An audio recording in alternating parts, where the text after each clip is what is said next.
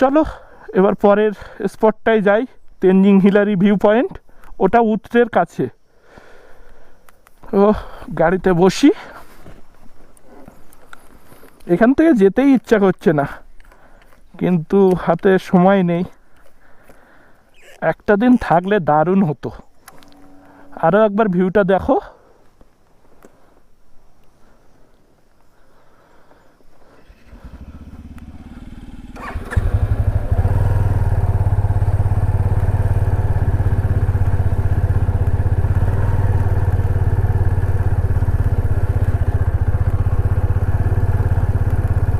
এই হোমস্টেটার phone number দিয়ে দেবো, তোমরা চাইলে আসতে পারো। দারুণ লোকেশানে, দারুণ লোকেশান। এইবার অফরোডিং,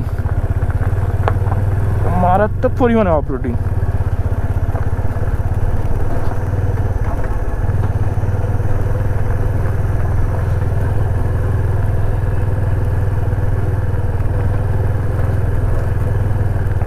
এখন বাজে 7:30। তো তেনজিং হিলারি ভিউ পয়েন্ট দেখে 9টা 9:30টার মধ্যে বেরিয়ে যাওয়ার ইচ্ছা। তারপর পেলিংয়ের দিকে যাব। আর এইখান থেকে পেলিংয়ের ডিস্টেন্স 37 কিলোমিটার।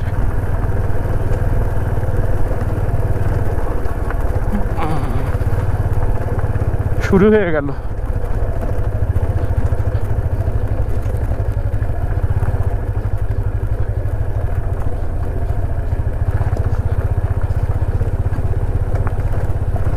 প্রচণ্ড খারাপ রাস্তা, প্রচণ্ড খারাপ রাস্তা। ও এই জায়গার ভিউটা দেখো। আর রাস্তার কন্ডিশন তো এইরকম, খুবই জঘন্য, খারাপ।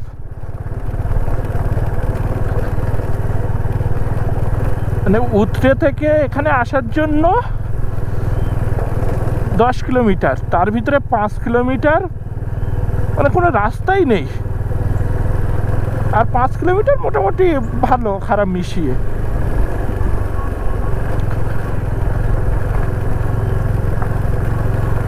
ঠান্ডাও মারাত্মক, মারাত্মক ঠান্ডা।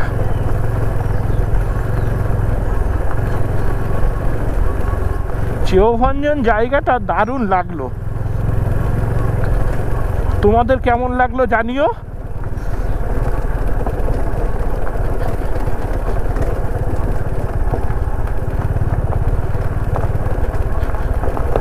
গাড়ি ফার্স্ট গিয়ার ছাড়া আর তোলাই যাচ্ছে না, সেকেন্ড গিয়ার দিলেই।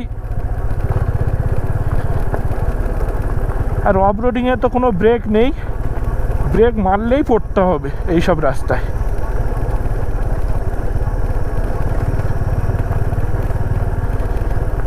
যেখানে যেখানে সূর্যের আলো পাচ্ছি না, মানে ঠান্ডাটা একদম গায়ে গিয়ে লাগছে, কাঁপিয়ে দিচ্ছে। এই জায়গাটা দেখো,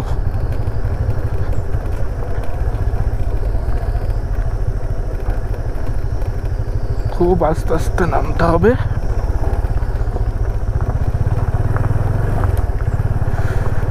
অফ রোডিং এর মজা নিতে চাইলে চলে আসো। একদম অনেকেই তো পেলিং রাবাংলাতে ঘুরতে আসো, তার সাথে এই জায়গাগুলো অ্যাড করে নিও। উত্তরে এই চেওভঞ্জন, সোপাখা, এইগুলো। আমি প্রথম ভেবেছিলাম এই হোমস্টেটার নাম হচ্ছে চেওভঞ্জন, তারপর দেখলাম না, জায়গাটার নামই হচ্ছে চেওভঞ্জন।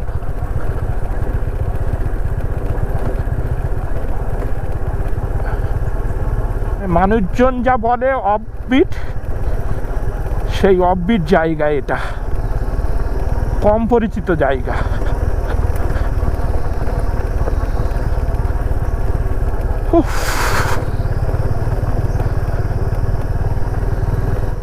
অফরোডিংয়ে হাত ব্যথা করে এত, পুরো চাপটা হাতের ওপর পড়ে। মন খুলে এই চেওভঞ্জন হোমস্টেতে ছবি তুললাম, মন খুলে। প্রচুর ছবি হয়ে গেছে এখানে। সব ফেসবুক পেজে পোস্ট করব। তোমরা পেজটা একবার লাইক করে দিও সবাই।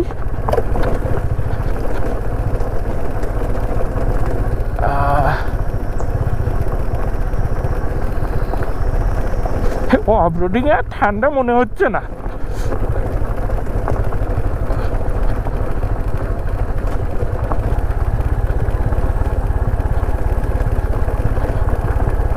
এর উপরেও কিছু ঘর বাড়ি আছে দেখলাম, তো এই পথে এরা যাতায়াত করে।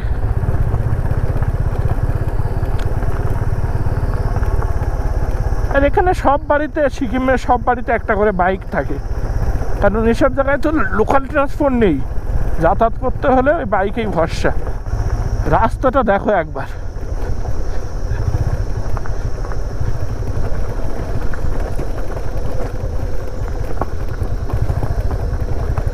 এখানে ক্লাচ আর ব্রেক ধরাই যাবে না। ক্লাচ আর ব্রেক ধরলে খবর হয়ে যাবে। Off-roading, off-roading, off-roading.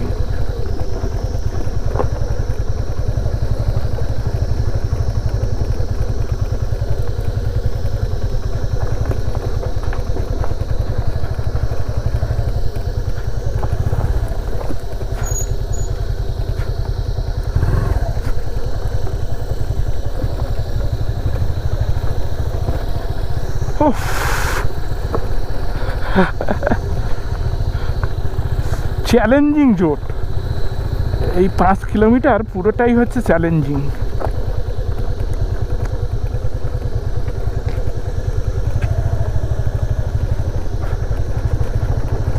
আর ওরা এই পথে সব ডবল ক্যারি করছে।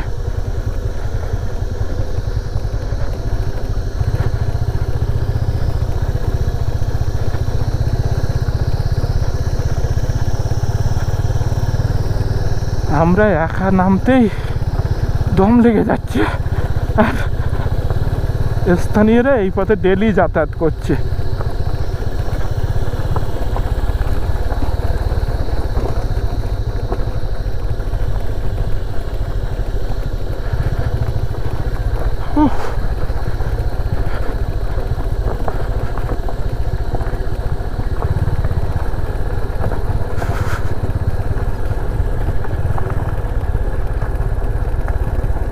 আর একটুখানি সামনে ভালো রাস্তা পেয়ে যাবো। ভালো মানে এইরকম চ্যালেঞ্জিং নয়, সামনেও অফরোডিং আছে, কিন্তু এতটা চ্যালেঞ্জিং হবে না। মাটি চাটলে হবে না, মাটি চাটা যাবে না, সাবধানে।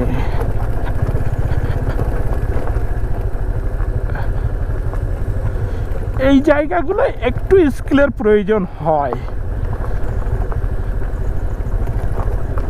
একেবারে প্রথম আসলে অসুবিধা হয়ে যাবে এইরকম অফরোডিংয়ে। আগে একটু টুকটাক অফরোডিং করতে হবে।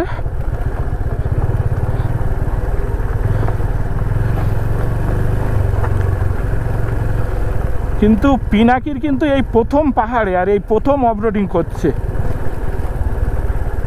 ও এর আগে মাত্র 2টো বাইক ট্রিপ করেছে। একটা উড়িষ্যা গিয়েছিল কেউনঝড় আমার সঙ্গে, আর একটা হচ্ছে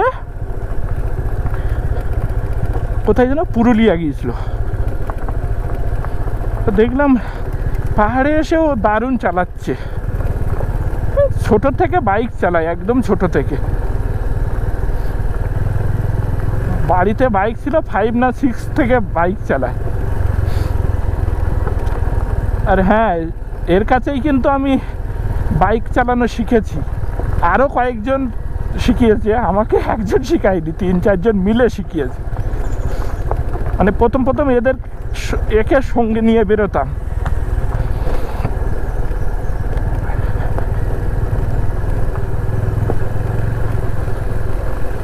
আমি তো বাইক চালানো শিখেছি 2014-তে।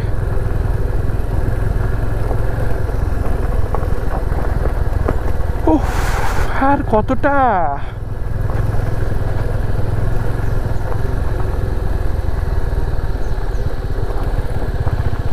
কত দূর আর কত দূর, গান আর মনে পড়ছে না। খুব সুন্দর একটা এই পাহাড়ি নদী, দেখো কি দারুণ লাগছে। তো অফরোডিং শেষ হয়েছে, এবার মোটামুটি ভালো রাস্তা।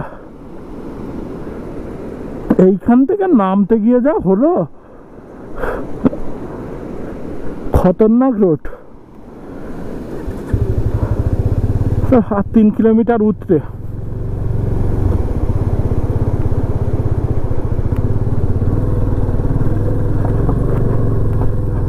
আর চ্যালেঞ্জিং রোড নেই, এবার মোটামুটি ভালোই রোড। ভালো মানে এইরকম।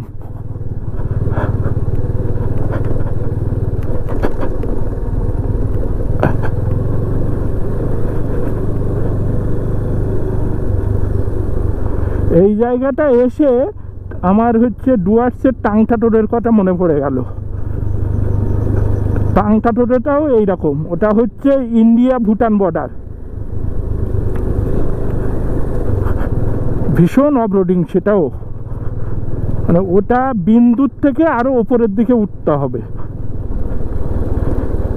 বিন্দুতে তো সবাই যায়, কিন্তু টাংটা টোডেও হচ্ছে এইরকম চ্যালেঞ্জিং রোড।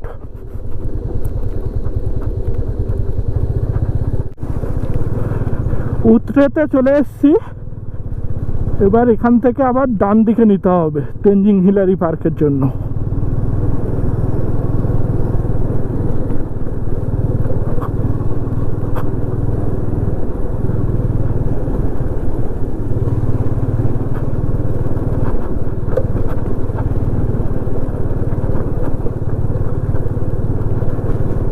ভেবেছিলাম 1 ঘন্টা লাগবে, কিন্তু 1.5 ঘন্টা লেগে গেল।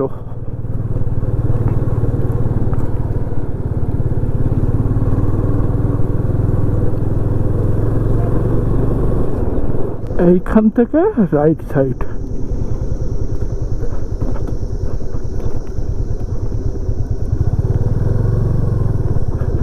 এপাশে রোড কন্ডিশন এখন কেমন আছে জানি না, আগের বার তো মোটামুটি ছিল, খারাপ না।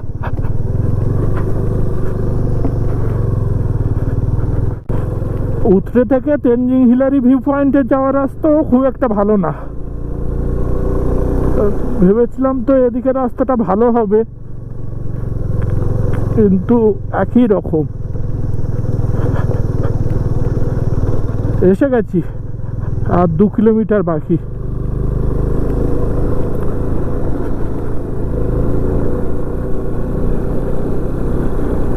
আটটা বেজে গেছে, এখন খিদে পাচ্ছে।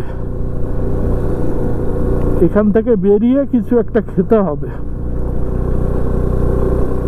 দেখি ম্যাগি পাই বা থুকপা পাই কিনা।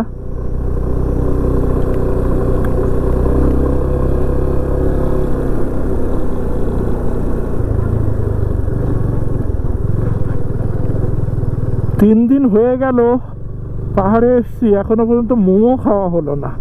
আজকে মোমো খেতেই হবে।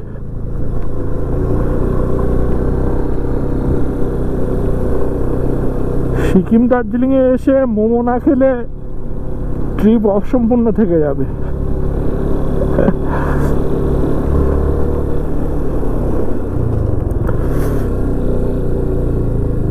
ভিউ পয়েন্টের কাছাকাছি চলে আসছি তো,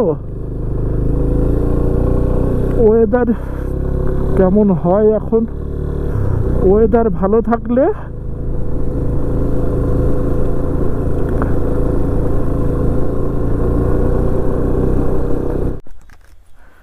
এই হলো Tenzing Hillary Memorial park.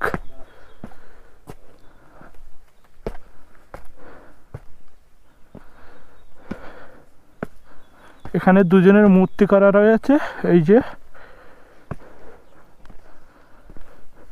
Tenzing Hillary Memorial park, উত্তরে ওয়েস্ট সিকিম। এর উপর থেকে ভালো ভিউ পাওয়া যায় চারিদিকে। এইখান থেকে ভিউটা দেখো।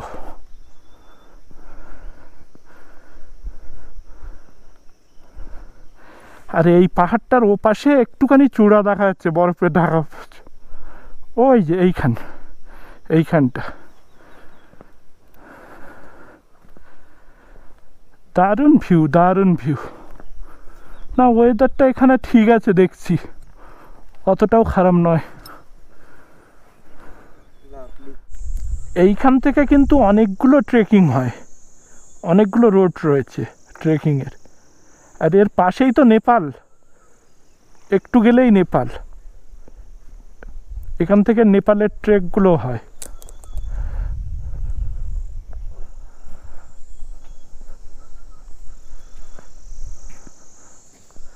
দেখো ভিউটা আরেকবার।